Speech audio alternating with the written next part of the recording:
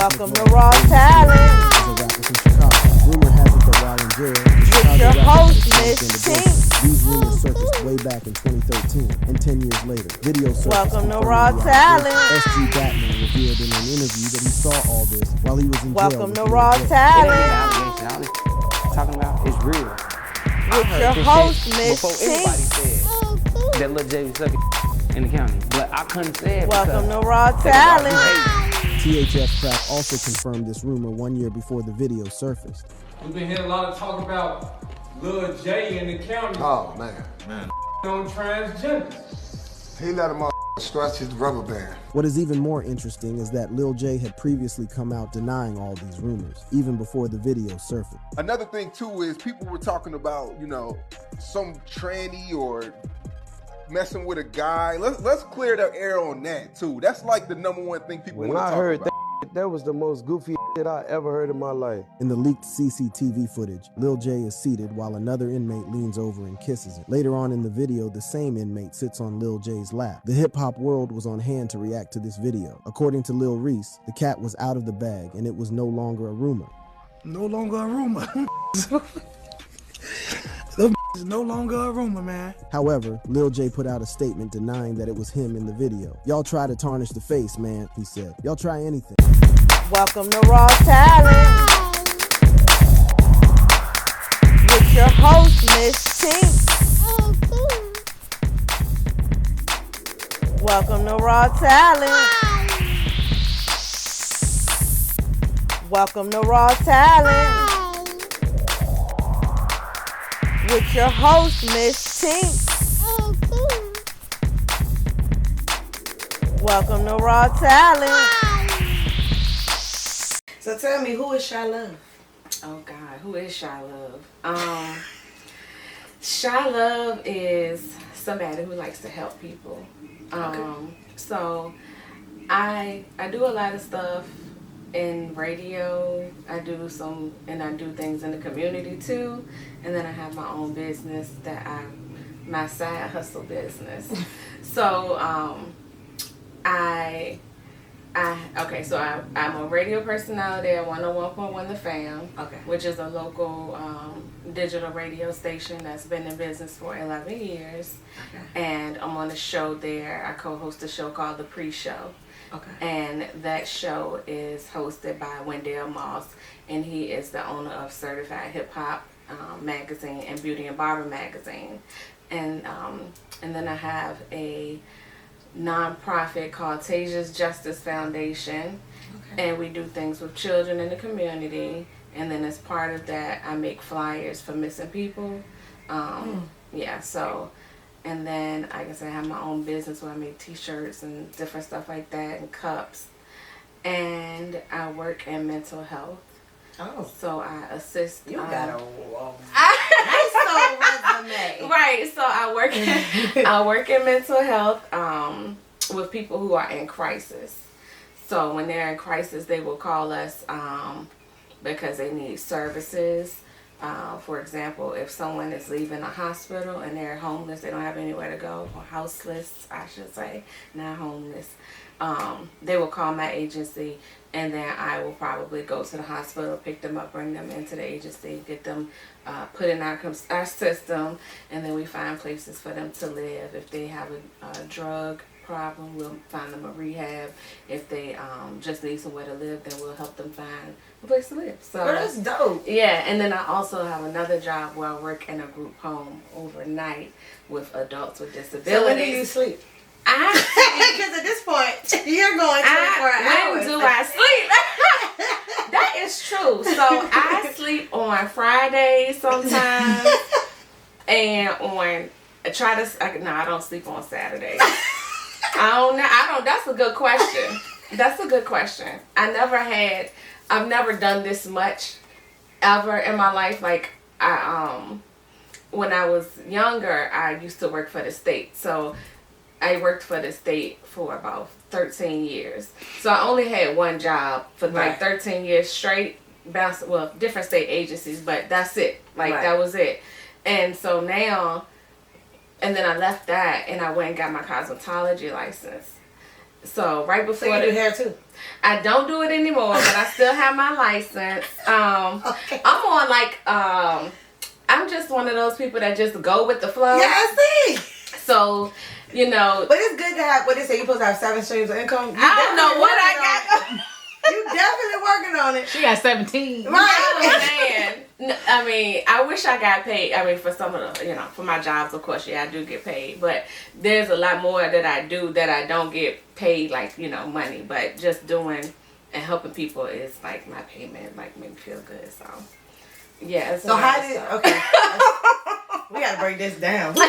Okay. So, radio. How did you get into radio? Okay, so... But all right, so during the pandemic, that's when I started my business. So I started out making candles and different stuff like that. Then it went to the Shea Butters, the T-shirts, and all, business cards, flyers, blah, blah, blah. So at a pop-up, during the pandemic, everybody was doing the pop-ups, like, the next year. That's when the pop-ups, I feel like, really, like, took off, especially with black people. So, hold on, y'all, forgive me. I think I'm just getting up. I have, my eyes, I don't know if it's allergies or what, but sometimes my eyes just water. I could just be driving in the car and they'll just start watering out the blue. I could be at home chilling there doing, people be like, are you crying? No, I'm not crying. You got a tissue. But, so during the pandemic, I was at a pop-up and there was a DJ there. And he said, if you have a business and you want to advertise your business, come up here and talk to me. So I think I was like the only person at the pop-up paying attention or something, because I was the only one that went up there to talk. And then he was like, I have a show, a local radio show. So if you want to come on there and advertise your business, you can. So I went on there to talk about my business, and I really hit it off with everybody else on the show. And one of the women on the show, she was leaving because she was getting her own show. So like over the next couple of days, the DJ was like, well, do you want to come back and just take her place since she's leaving, and you could just be on here every week or whatever. I was like, oh yeah, like who gonna turn that down? Not me. So that's how I started with that, and then I went from I just enjoy being on the radio. It's like, it's really fun. So did you ever see that happen? Nope. No, never saw that coming. Okay, so you said the candle business took you into radio. So what made you start the candle business? So growing up, I had like 50 million candles in my room at all times. If people came over, they would thought I was like a witch. And they would literally say like, why you have all of these candles in here? Like, I'm talking about I had like, it looked like an altar. An altar almost, but it was just candles like, Were they all scented? It was just like the scent? Some of them was scented, some of them was the taper candles. I just had like these, what the hell was I thinking? You know how you be like, thinking about your decorating skills, that looking back and you like, what the hell was that? Girl, I had stuck these dried roses inside a mirror at the top, and it was like, it probably did look like a witch. My room probably did look like I was doing a seance. But yeah, so growing up, I just love candles. Like, I think I got that from Erykah Badu because she would do her candles and incense on stage. Back then, definitely. I mean, she still is a favorite, but I couldn't tell you what her most recent song is and if she got one. Right. But, but back then, she would come on stage and she would have her microphone and her pillows and different stuff in the background and her little table with the incense. Yeah. Okay, and I like, her message and at least you know it wasn't a seance. No, it wasn't a seance. No. But so I always wanted to make candles. And then during the pandemic, during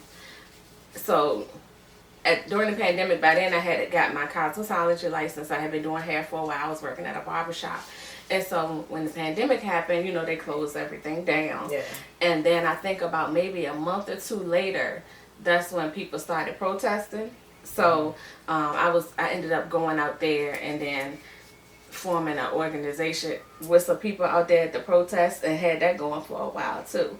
Well, that it actually still is going. So girl, my life all over the place. And we sipping tea here for it. It's all over the place. So during the pandemic, they shut everything down, and so then I started a workout group with me and my sister and my cousin and a few friends. So we would go work out like every other day or something like that. And so one day my cousin comes and she's like, they're having a protest downtown. And she's talking about it. And I'm like, well, how about tomorrow, instead of coming out here to exercise, let's just go to the protest. So that's what we did. And we went to the protest. And it was like thousands of people out there. And I'm short. I'm only 5 feet tall. So as we were marching, I made sure that I cut around the whole crowd to get all the way in the front. And then we ended up, that's how everybody ended up like at the Lee statue. And the Mayor Stoney came out there, and it was a guy at the front of the crowd who had a megaphone, but he didn't really know what to say. So he was like, anybody want to say something to the mayor? Here come Shy. Yeah, so this girl I was with, she goes in front of me, and he's trying to like hand me the megaphone, but she takes it and pulls it to her. Now this chick came with me, but anywho. Okay. So she says, what she say? The police need to be held accountable. They need to get fired if they doing I got a video, y'all. I'm not even exaggerating. They need to be held accountable. If they do something, they need to get fired. Oh. And I'm behind her like, no, they need more than get fired. Like, no, they need to go to jail. Like, everything. Lose their pension, everything. So then she finishes, and I'm thinking like, girl, what the hell was that? Like, you thought you were going to do something. Yeah, like, that's the punishment. They need to be fired.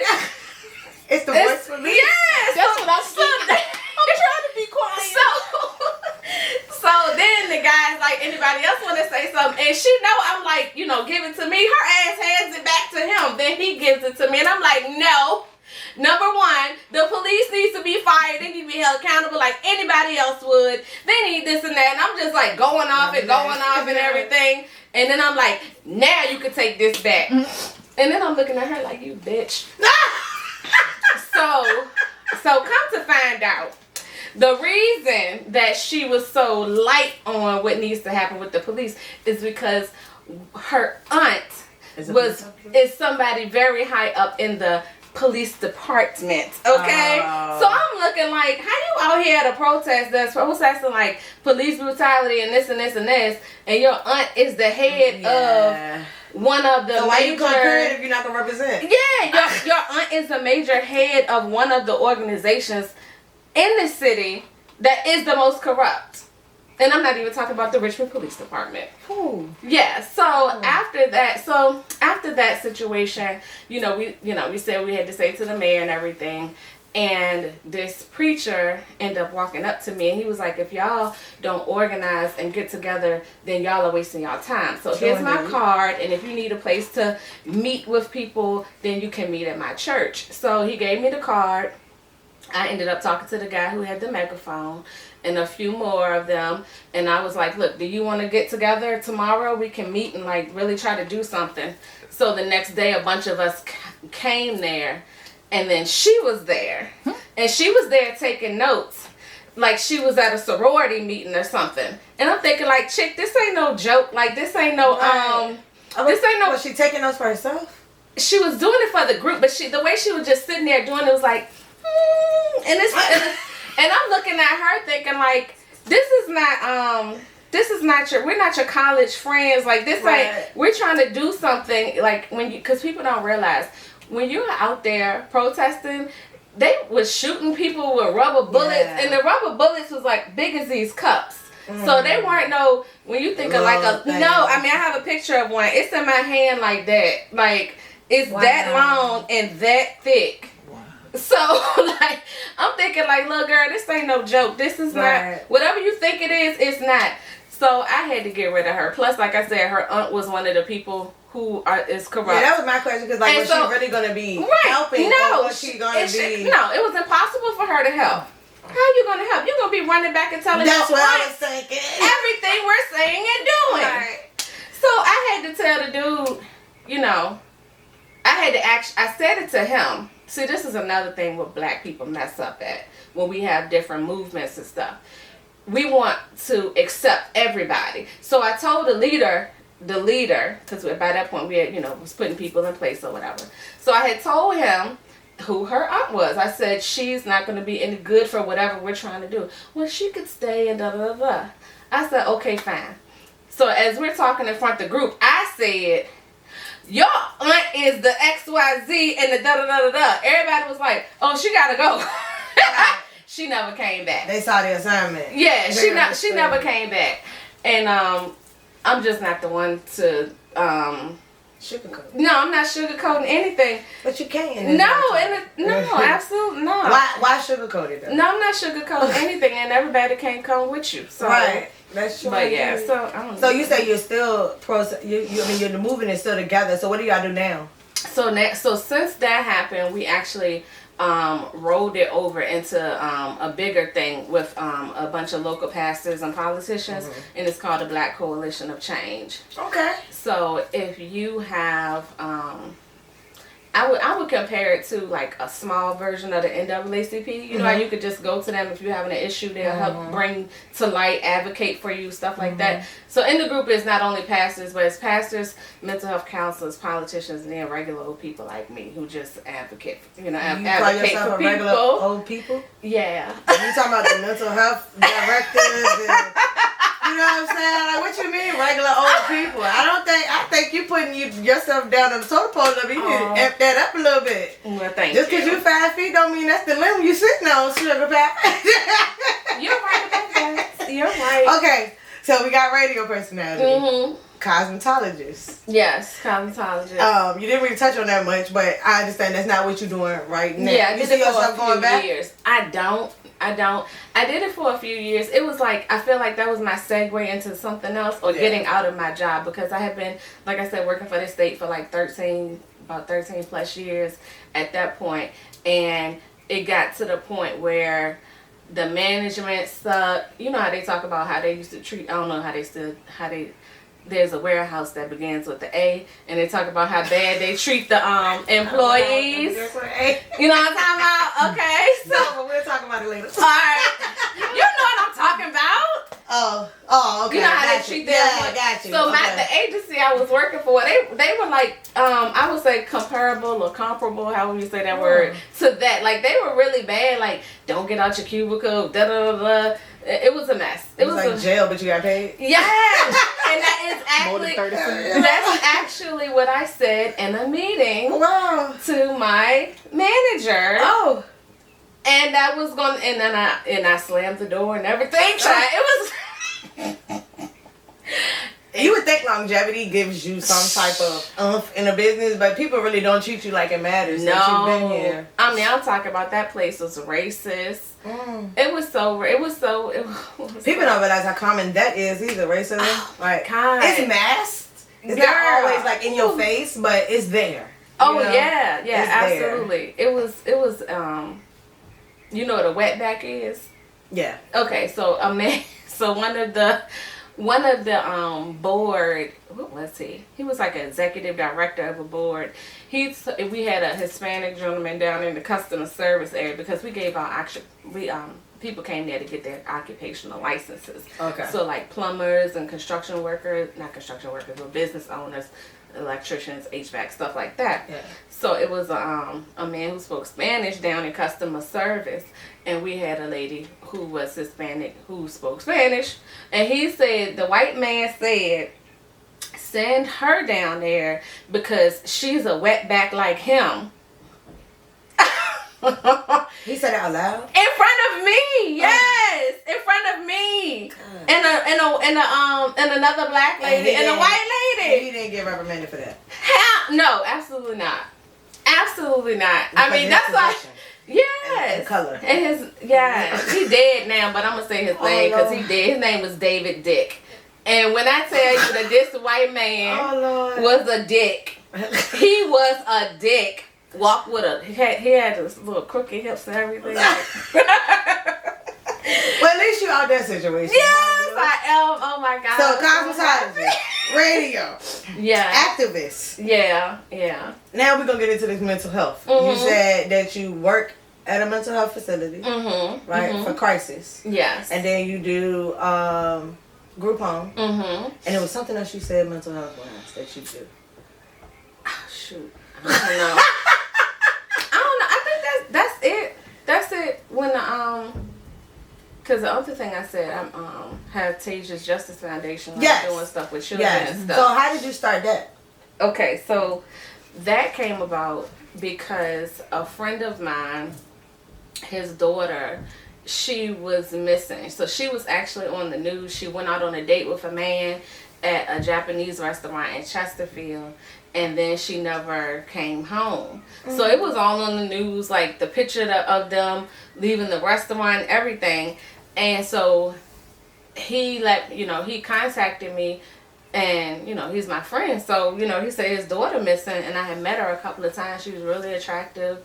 And how old was she? 22, I believe, because she went missing before her birthday. So I think she was going to be 23 on her birthday. You said was missing, so she never was found? So she was missing for a month, and she was found deceased in the back seat of her car. And they said that her cause of death was an accidental fentanyl overdose. But she was missing for a month. Her car was found parked in a regular neighborhood, and she was in the back seat. And we did our own investigation. Like we did our own investigation. The whole time she was missing, people were calling us, giving us information where she was that night, where she went after the restaurant, and different stuff like that. So when her car was found, the lady who lives in the house where the car was, she said that car has been sitting from my house for a couple of days, not a whole month. So someone had to be moving her car, driving her car around, and when her car was found, it had a flat tire. So we think that's how her car got stuck in front of the lady house when it got a flat tire. Right. Because other than that, it hadn't been there the whole time. Right. So it was multiple people involved. No one ever was arrested, but we know who was involved. So why wasn't anybody arrested? That is a good question. I don't know the answer. Oh. I don't know the answer. There's if you look at like different deaths and stuff like that, they'll be suspicious, but I don't know why they quick to like close the case and say it was just a fentanyl overdose when clearly. But they wonder why we got high crime rate. Right, like clearly something was going on because she was missing for a month. Her car was found, and it wasn't there the whole time. So y'all not gonna look and see who was doing what. What were y'all? What about her phone? Her phone, I don't know if her phone was ever found. I think it went dead that night that she originally went missing, and that was it. So, but yeah, everybody. Did they find the guy that she was with in the first place? I don't even think he ever was interviewed. He's back living his life. Everybody's living their life as if nothing ever happened. Wow. Yeah, it was. I could tell y'all more about that. Yeah, because it's a whole lot. Yeah. So that's how you got into making missing people posters. Yeah. So from there, when she was found, everything happened, and so we were like, let's do something in her honor. So then we made Taja's Justice Foundation, and her father is Lawrence Robinson, and he's already real big in the community doing stuff anyway. So for us to do this, in her honor was like, yeah, let's do this. And you use that foundation to do things for kids in the community. What type of things do you do for kids? So Lawrence, he's really the boots on the ground most of the time. I'm more behind the scenes. Well, your boots can't be on the ground because you can't be everywhere. You know what I'm saying? Somebody else got to help. And that's understandable. And I feel bad about it, but at the same time, you're right. I can't do everything. Yeah, so, it's only 24 hours in one day. Yeah, he goes to different schools and speaks to the youth. Okay. He has had, he has had breakfasts. I don't know, breakfast. He had breakfasts for mothers who lost their children to violence. Okay. So he had a breakfast for the mothers. I think that was this year. And then he had another one for the fathers. I think so far he's done 2 for the fathers, 1 for the mothers. And then the next one is supposed to be a breakfast for the mothers and the fathers, like all together. And they don't have to pay for anything. Everything is paid through donations. Right. That's dope. Yeah. And then like we had 2 fishing trips. one last year and one the year before that. So you fished too? Mm-hmm. Yeah, Okay. yeah. So, and we took about 20 kids fishing. They didn't have to pay anything, of course. It was more than just y'all two, right? It was a lot of us. That's a lot of kids. It was a lot of us. That was really fun. And we've done that twice. You don't like it? Yeah. My daughter want to go fishing, but I don't like outside. Oh, well, see. Okay, so next time when we do our fishing trip, you can sign her up. Yes, I will. She can come fishing with I will. She'll be so excited too. How old is she? 5. Oh, yeah, that's perfect. She love outdoors. I don't know where she get it from. Oh. She don't get it from me over here. Telling you. She likes animals? Yes. Yeah, that's she like all that stuff. She's very adventurous. Yeah, that's how I was. So it's just I didn't get that from my mama or my daddy. So right. I understand. Right. I understand. Okay, so then you do the program that you help with people who need to be placed in a home or get any assistance they need to get back on the right path in life. And then you also do group home at night. So how is that? Those two things, they kind of go hand in hand, right? Yeah, they go hand. I feel like they go hand in hand. So with the group home, you know, they're adults with mental disabilities. Oh, okay. And not really physical, but more of a mental, like a delay. So they're adults, but you can't leave them alone because they argue with each other. It's 5 women, and they all are different. They all got their own personalities. So, you know, they have to have somebody in the house with them 24 hours. So we have different shifts, but I do the night shift. Okay. And I enjoy that. They wake up in the morning, they be off the chain. So do you have to stay up all night and watch them? You have to monitor them throughout the night. They be doing stuff while you... No, they don't do anything. Oh, okay. No, they don't. So you do got anything. the easier version of the shift? Yes. It is. But in the morning, so they wake up around 5:30, 6 o'clock. Ooh, that's early. I know. And then sometimes in the morning, they will start arguing with each other. So you have to make sure that they look nice and neat and stuff because, you know, they think, oh, this orange shirt with these purple pants, you know what I'm saying? So you have to make sure they look nice for when they go. So is that a like transitional type situation, no, or do they have to stay there indefinite? Yeah, they live there permanently. So they'll never transition out? No, because it's their home. It's like it's their actual house. Oh, okay. So when you work there, it's called a direct support professional. So how did you get into doing that? Is that something like career-wise that you wanted to do, or is it something you just I always wanted to do something like that because when I was working, like at pop-ups and stuff, you would see, you know, people with the special needs and people, you know, would bring them over to the table so they could buy stuff. And I'm thinking like, oh, that is such a neat job. Like, you get paid to just hang out with people. Right. And so that's what like put it in my mind. So they're allowed to get jobs and stuff like that? Are they allowed to do stuff like that? Okay. Yeah, they definitely can get jobs. That's dope though. Yeah, I love it. So tell me about this event planning. Okay, so for the event planning, because you didn't say that as one of your 1,500 jobs, right? Yeah. So I plan events for the Black Coalition of Change. Okay. And then I plan events for Tasia's Justice / Black Unity Day. So Black Unity Day was started 8 years ago. I've been helping with it for the past 3 years. Yeah, almost 3 years. So that's the event planning part. I would like to one day do like weddings and stuff. But you already make like favors. You know, you said cups and... Yeah, I make personalized cups. Like tumblers? Mm-hmm. Yeah, tumblers. So I make... Well, that's the start of starting. You know what I'm saying? Yeah. And I know somebody who actually has a wedding planning company too. So I might... I don't know. She about to dip in it, y'all. I know. She about to dip a toe in the pond. Right. Wedding planning. Because I like decorating and all that kind of stuff. So... Probably so. My question gonna be, when you gonna do it? I don't know because right now I'm talking about time-wise. When you gonna do it? Oh, I don't know. That's another thing. I have no idea. But I told you I just go with the flow. Right. So if I stop doing one thing, then I'll pick up something else. Okay. As long as it can replace the income from it. Yeah. Then I'm just like, you know. I don't know what. I don't even know. So what struggles come with being a female radio personality? Ooh, I would say the men.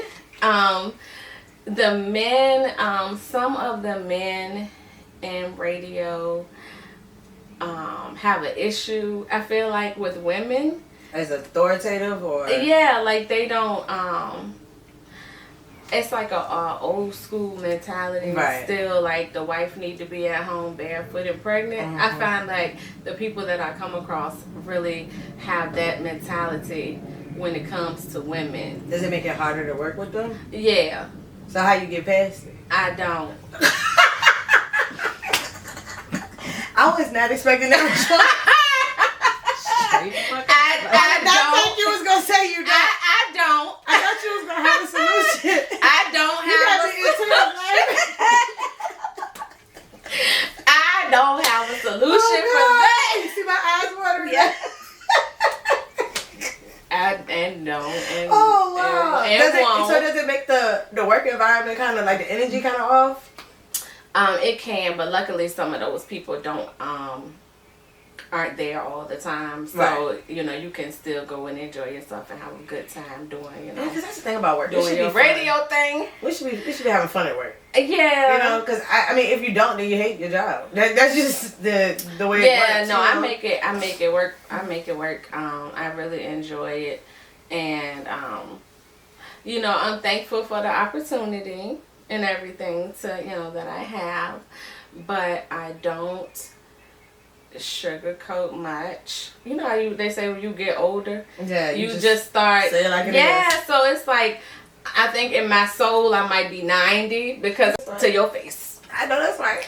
Yeah, I do the same. I'll look straight. I'll be looking at you like, but you're not right there. Yes. I don't see you. Yeah, I will be looking and act like it's not even happening. So you know how people say that success can be measured, right? Mm-hmm. So what is your measurement of success for your life? My measurement of success is anything that is making my family proud and making my children proud. I have 2 teenage sons. Well, they're older teenagers, so they're 17 and 19. So for me, success is every time I look at them, they have a smile on their face.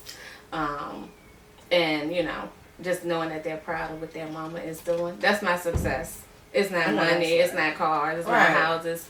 That's it. Everything I do is for them. Right. As long as I can see them smiling and laughing, that's my success right there. Seriously. That's right. That's something money can't buy. It's something money cannot buy. Absolutely. So what is the highlight of your career so far? The highlight.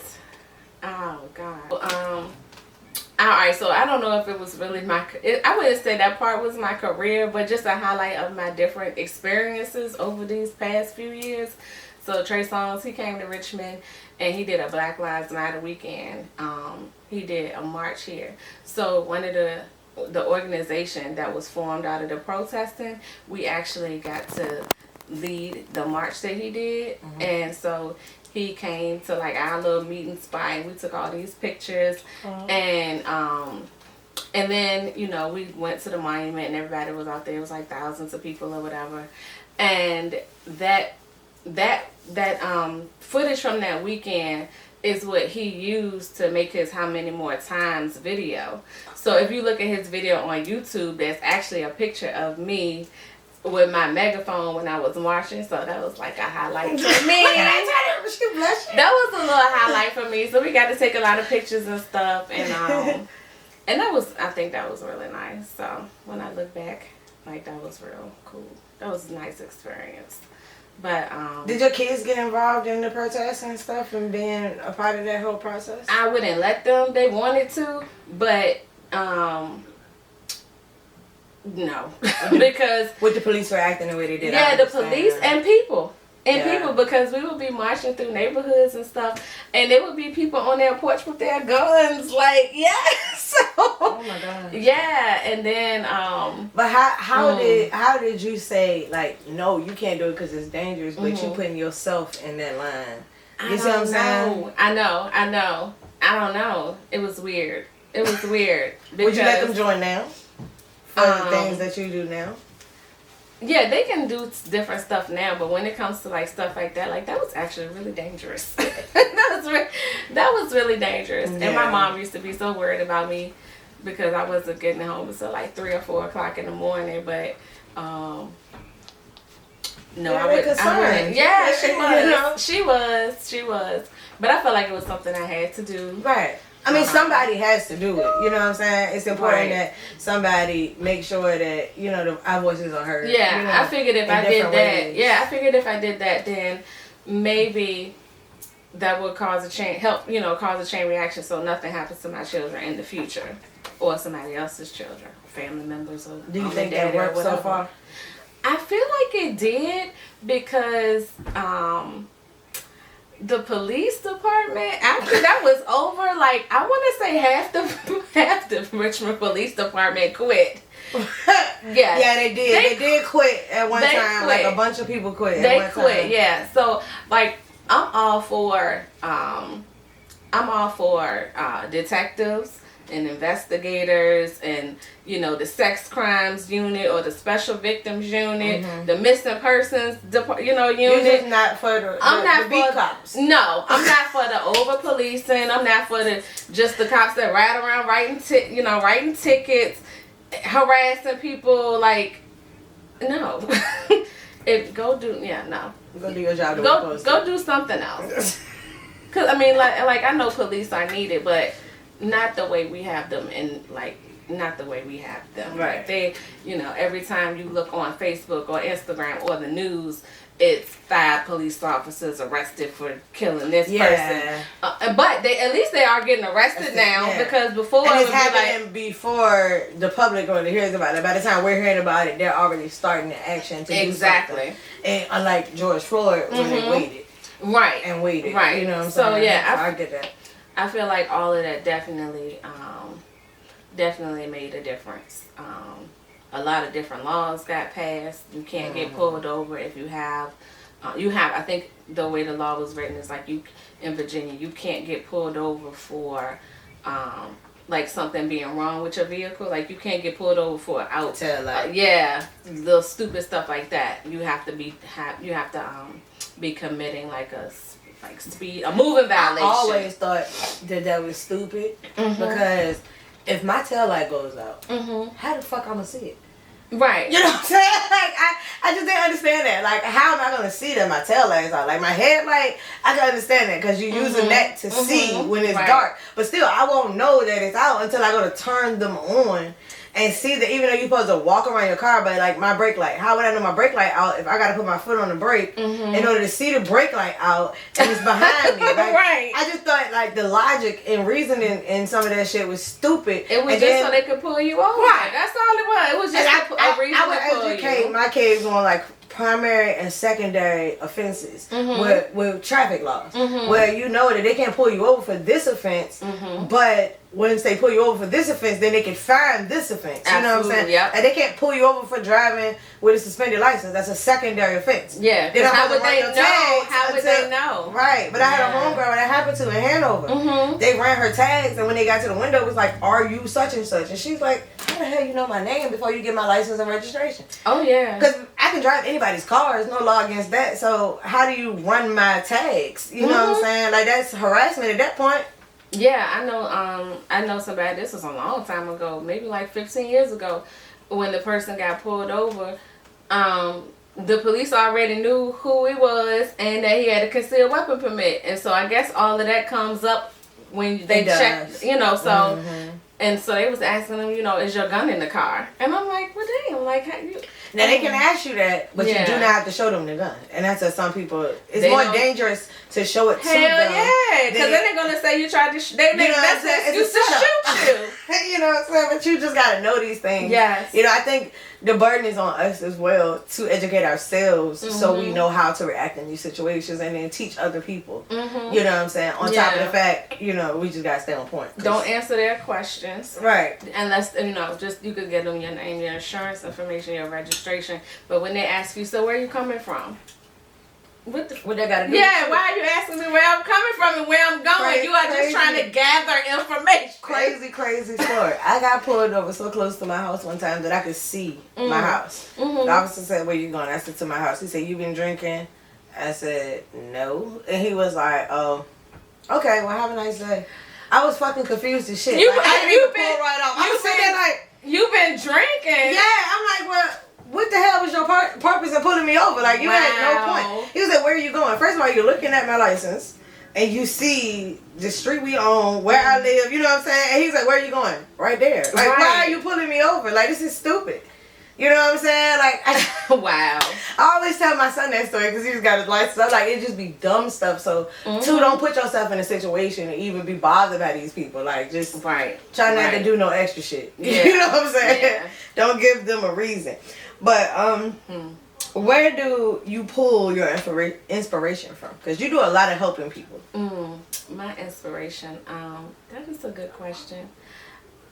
I don't know, honestly. I feel like it's just something in me. That makes me like, I get joy out of helping people. I guess it's just like, you know, people say like, do you know what your life purpose is? Yeah. I think that's just my life purpose. I don't know if it comes from past life or who knows what, but like, I just enjoy helping people, so. Ain't nothing wrong with that. Yeah. If you could co-host with somebody else on the radio, besides your current co-host, no shade to them, but if you could co-host with somebody else on radio, who would you want to co-host with? Ooh, that is a hard question. Idris Elba. Why? He's just so sexy. Been able to focus. Drooling the whole time. Do he do radio? Because I don't recall him having a show. I don't really have a favorite. I don't have a favorite radio. I don't. Most people. But Idris is fine. If that's what you I'm going with him because. Yeah, like I have to get you a picture on the wall when you. Like, I don't want to do nothing with no Charlamagne. I don't want to do nothing with he's a piece of work anyway. With Angela Yee. Like, I'm trying to think of like, I don't want to do nothing with Steve Harvey or Shirley Strong. Like, I'm trying to think of like who Ricky are the Smiley. radio. Yeah, I don't want Ricky Smiley. I don't. No, give me Idris.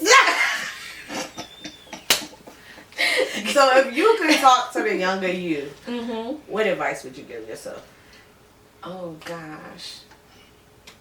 Oh, that is hard. That's a hard question because I don't know. I don't know because at one point I would say I would go back and tell her go to college.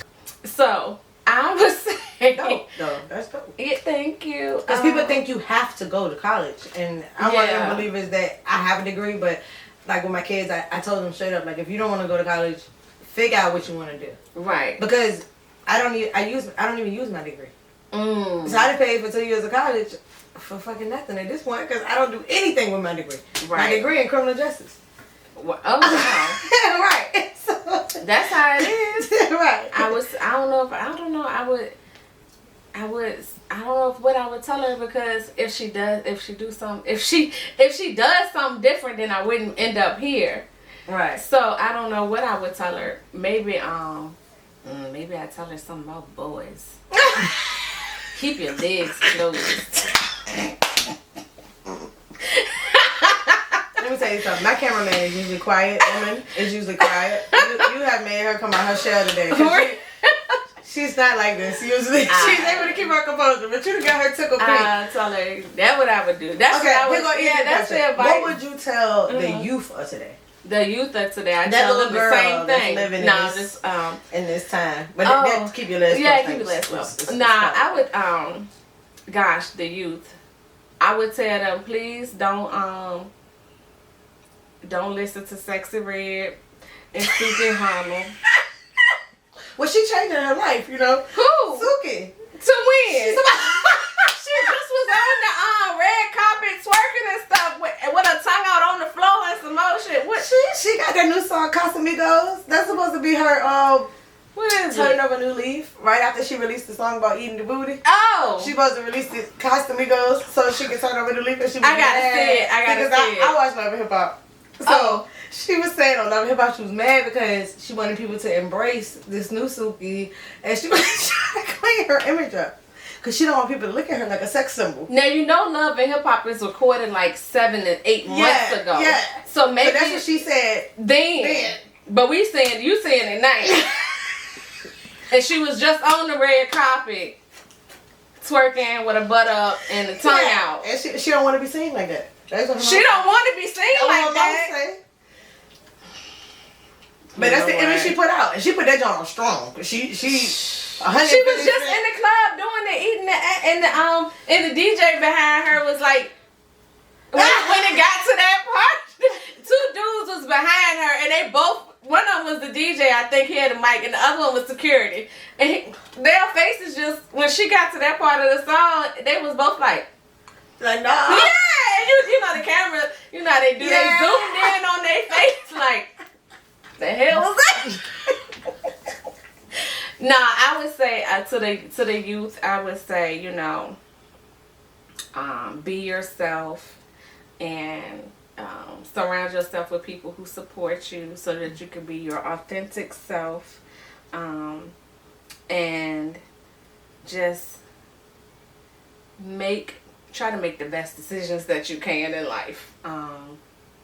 Because everybody, you know, nobody's perfect, but think about your actions. All the actions that we do have consequences. Yes, true indeed. Yeah, think before you act. If you have some generational curses in your family, try to break them. You don't have to. you don't have to follow them and, you know, repeat them. And I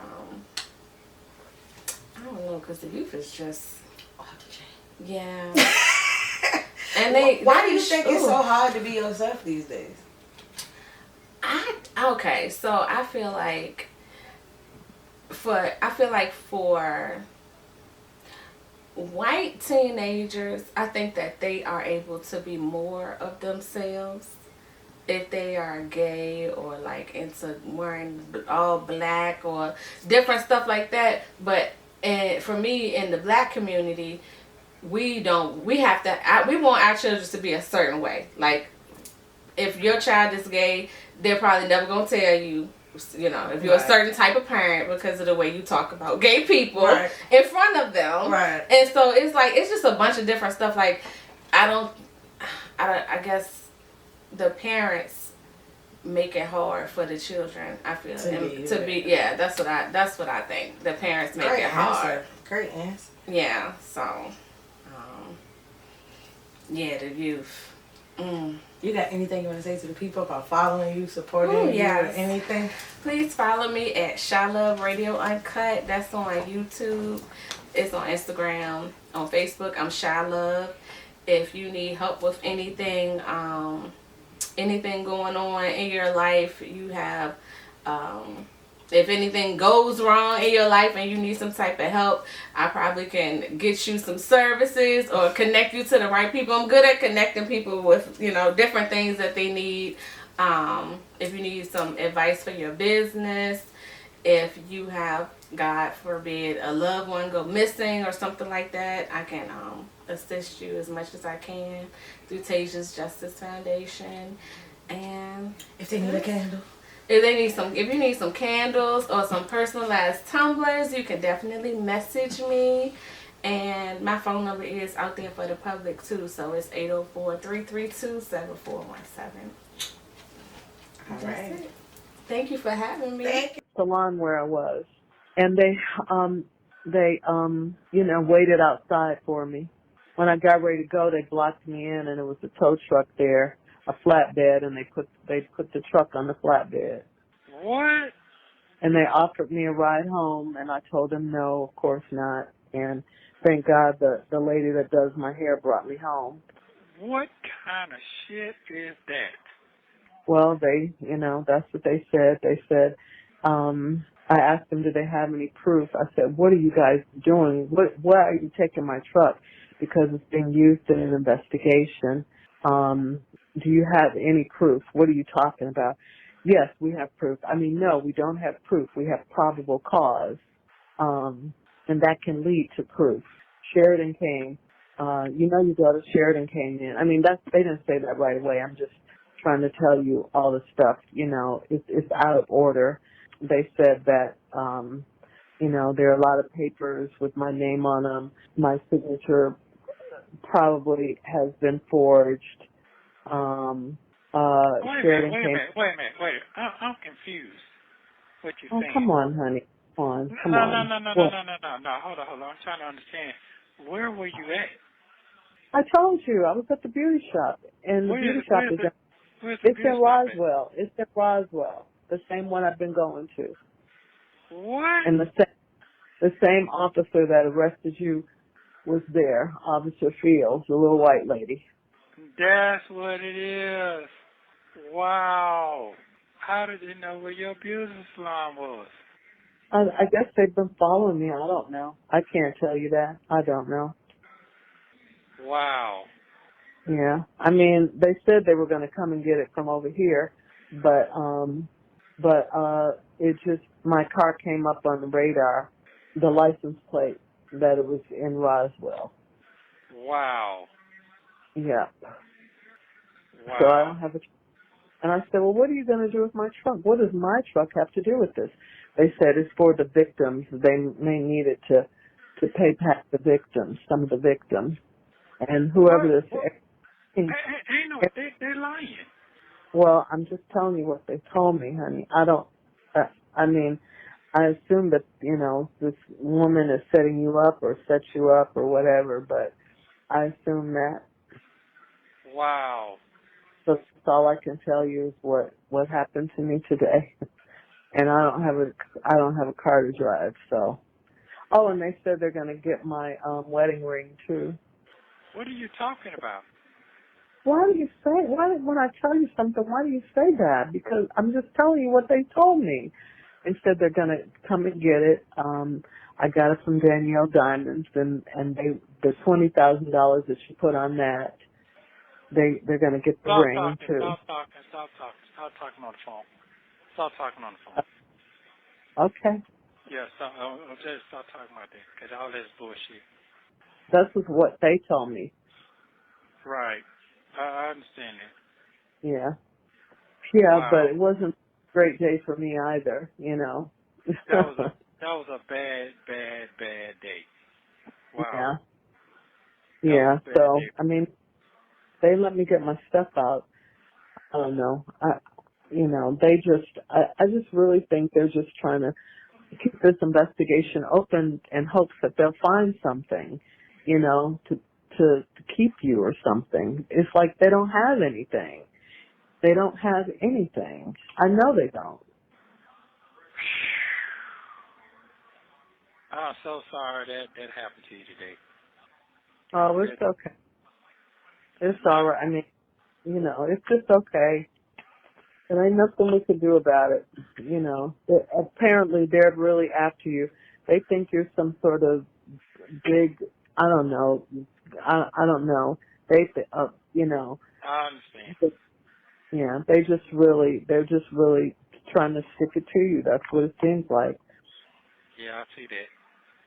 Yeah. Oh, and they mentioned the Bentley. They said something, I can't remember exactly what they said about the Bentley. They mentioned the Bentley, that was part of the investigation, my truck, because they're trying to confiscate all your assets, I guess. So they said, we're trying to pay the victims. We're trying to pay the victims. It ain't no victim. What it is, they're trying to hold on to your stuff.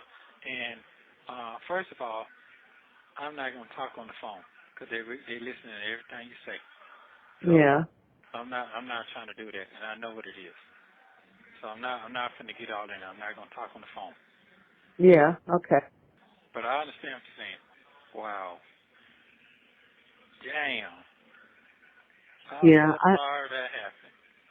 Yeah, I know. It's okay. You know, it's okay. Boy, look at here. Wow. Yeah. Wow. Yeah, I mean, it just hurts my heart that they think you're some sort of monster. You don't know who he is. You don't know who he is. What? Yeah. It's like they keep adding charges and adding charges. Adding, you know, the longer you're in there, the more charges they add. Right. Well, they have to do that to keep me. Add and take off, add and take off, add and take off. Yeah. That's what they've been doing. And then when they get in the courtroom, it gets so confusing. Wow. Damn. I can imagine how that was with all them folks around you like that. Wow. Yeah. But I mean, I just faced it head on. It's like nothing I could do. What a day today for you. Yeah, well, yeah. There's nothing I could do about it. Wow. I just came out and said, what is going on here? Because they had the police car backed and blocking me in. I couldn't get out. Even if I wanted to get out, I couldn't get out. Wow. Mhm. Wow. Okay then. And they said, "Oh, we'll take you home. We'll give you a ride home. Where you live with Tasha and they said all that." What? Yeah. Well, it's just like, yeah, they're just really trying to discredit you. You have no idea who your husband is, who you're married to. I told them, the person you're talking about is not the man I'm married to. Oh, you have no idea who your husband is. And, just trying to discredit you and just, I understand. I'm so sorry. I'm so sorry. They always try to pretend like they're your friends. So you tell them, they think, slip up and tell them stuff, Wow. Well, you can sit down and talk to us, but get a lawyer and come and sit down and talk to us. What? Yeah. Wow. But it's like, why would I do that when you all are trying to make him out to be some kind of monster, Wow. Well, my life.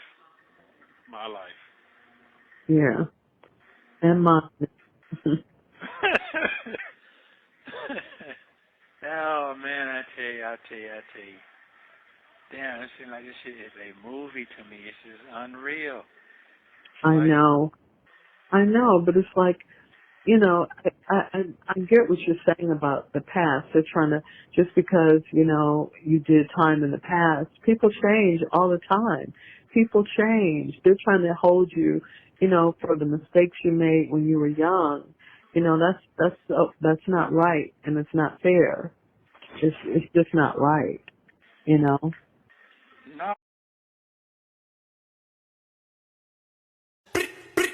I'm coming in hot.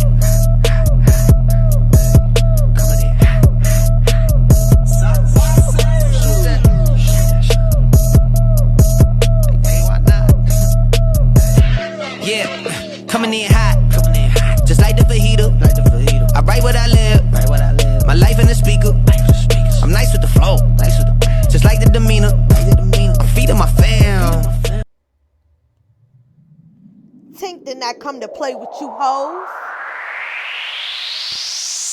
I came to slay, bitch.